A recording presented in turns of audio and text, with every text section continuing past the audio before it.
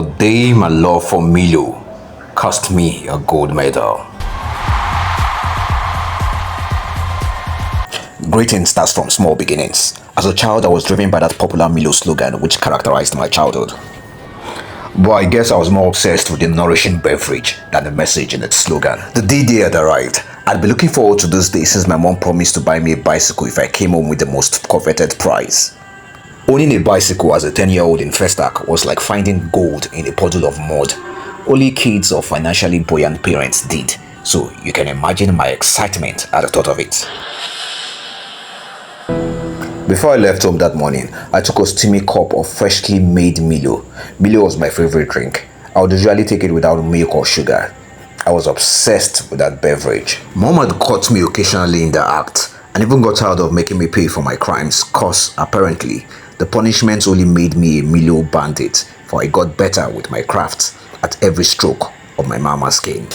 Mom was said she believed my dad's stepsister, who never liked me, had cast a spell on me when I was a child, and the vessel where the voodoo was prepared must have been an old empty tin of Milo. Go and touch my nephew who is 10 years old. Let him crave Milo every day. Let Milo call him like a royal drum. Let him wake up at night, go to the kitchen, and keep stealing Milo until his mother catches him. To put it mildly, I actually pilfered Milo in sachets or spoonfuls for a living.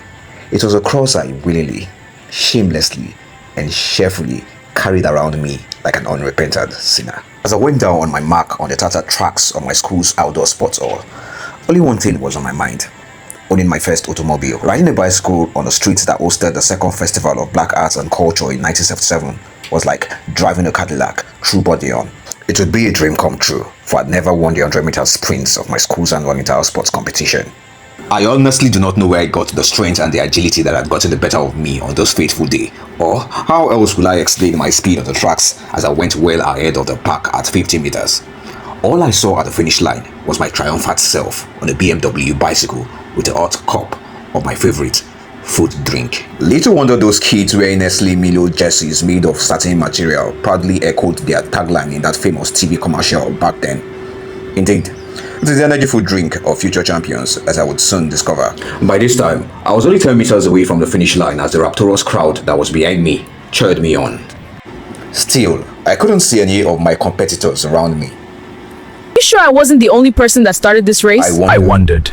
As I took a quick glance around me searching for answers, I spotted a mascot on the sidelines.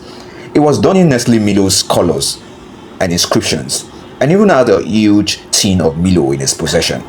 At that point, I thought it was a signal that the race was over, and it was beckoning on me to come for my prize. And so, just like Mama had predicted that my dad's stepsister had cast a spell on me using black magic prepared in an empty tin of Milo, I completely left my lane and ran across the lane on my left to get closer to the mascot on my way to the finish line. But I totally forgot that was against the rules of the game. Even the crowd that spurred me on immediately went mute. In fact, a deaf man could hear the silence that struck the stadium. I have covered school sports for 15 years, but I have never seen an athlete abandon a race for Milo. My housemaster ran towards me like a mouse chased by a hungry cat. He charged at me like his life depended on it. Lekan, did you just hand your classmate the gold medal on a platter? Are you sure you aren't under a spell? Mom was right, but how Mr. Adisa became privy to that confidential information still beats me. Meanwhile, the mascot gave me the tin of Milo as my consolation. You can't shame the shameless, Abby. After all, I was only a 10-year-old chap who would rather sprint towards the food drink of future champions than become a future champion in an instant. Good riddance.